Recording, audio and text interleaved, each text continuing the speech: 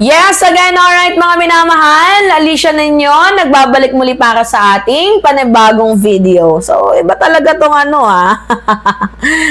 iba talaga tong amor ni LRY. Sip-sip yarn. Matapos mong saksakin patalikod si Presidente, matapos mong ilibak-libak, alam niyo yun, sa Bisaya, yung i-chismis, gawan mo ng fake news, tirahin mo patalikod itong si FL, ngayon naman sumisip-sip. Hindi guling-guling tigilan nyo kami, nabibikon kami sa mga ganyan yung gawain. Oo, tingnan natin tong balitang to. Series Bus Head President calls for bayanihan. One trait that stands out among Filipinos is the spirit of bayanihan. Okay lang naman na tumulong. Sige, oo. Pero alam ko may inisyatibo to eh. Hindi naman tutulong ng basta-basta lang eh. Meron silang goal. Ano ba yung kanilang goal? Oo. Goal nilang magkaroon ng pagbalik loob sa kanila sa Presidente, si First Lady, yung maibalik yung tiwala. Kaya dinadaan nila sa tulong-tulong. Tulungan namin ang mamamayang Pilipino. Tindi, no? Basahin pa natin.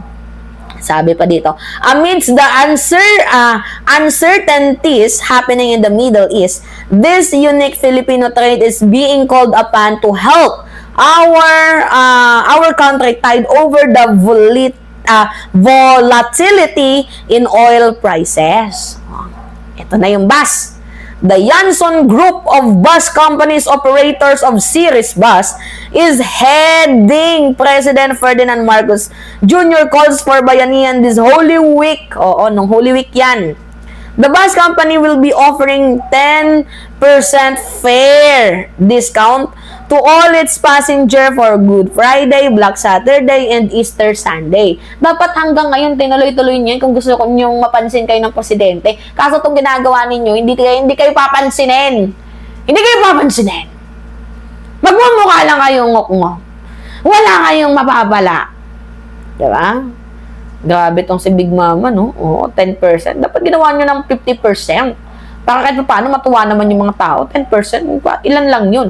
Kung sa bagay, sa 10 pisong pamasahe, magiging 9 na lang. Malaking tulong din naman ng piso. Diba? 10%? Ginawa nyo na lang sanang 50%. Diba kung gusto nyo makatulong? Or kung gusto nyo talagang makatulong, libreng sakay kahit man lang 1 buwan. Gets ninyo? Yun yung totoong tulong. Nakakapag-finance nga daw kayo di umano sa kabila, sa mga rally.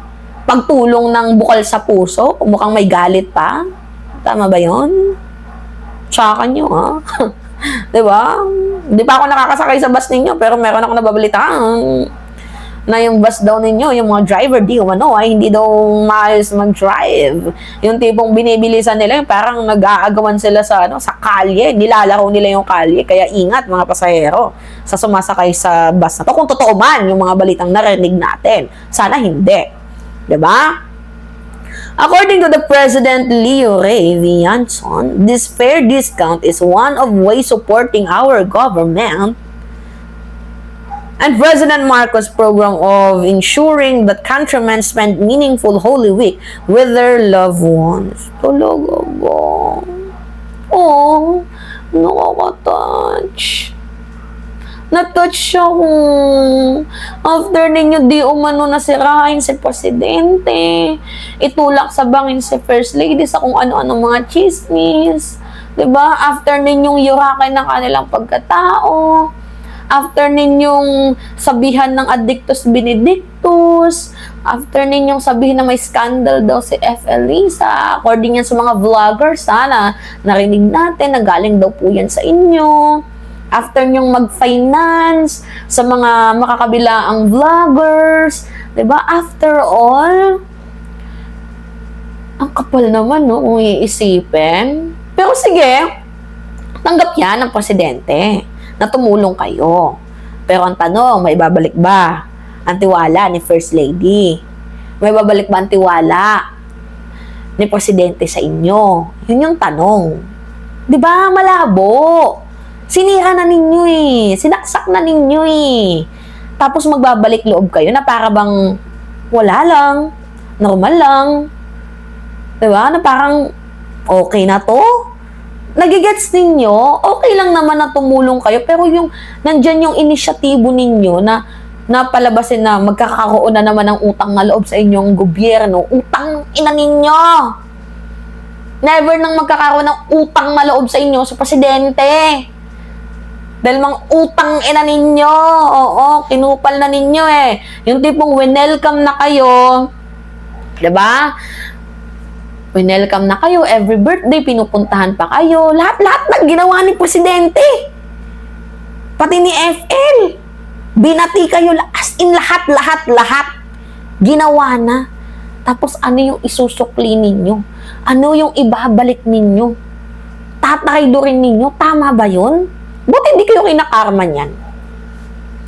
Diba? After nyong magsisip-sip sa ating First Lady, after ko ano-anong request ang ginagrant sa inyo ni First Lady, malalaman namin na kayo pala yung nasa likod ng tinatawag na, di umano ha, tinatawag na back. Oo, alam niyo yung back, yung nasa likod. Oo.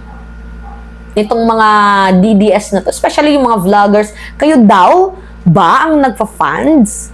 Tanong lang po ha, kayo daw ba ang nagpa-funds nitong mga vloggers na to? Oo, para tirahin si presidente. Kung talagang gusto ninyong bumalik kayo at tanggapin kayo ng Pangulo, I think hindi sorry yung kailangan ninyo eh.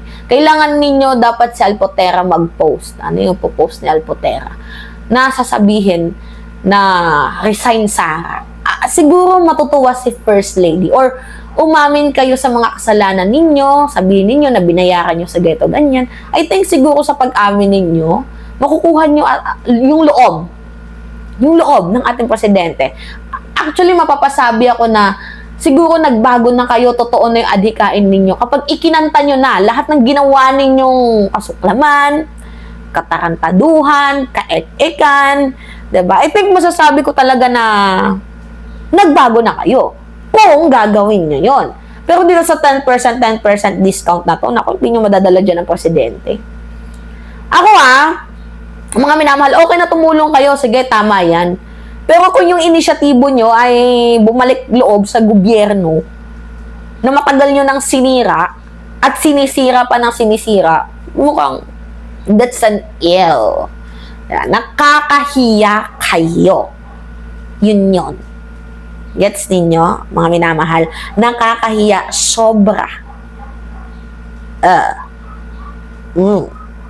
Alright, kayo mga minamahal, kayo, ano masasabi nyo dito sa mga traidor na to, di umano?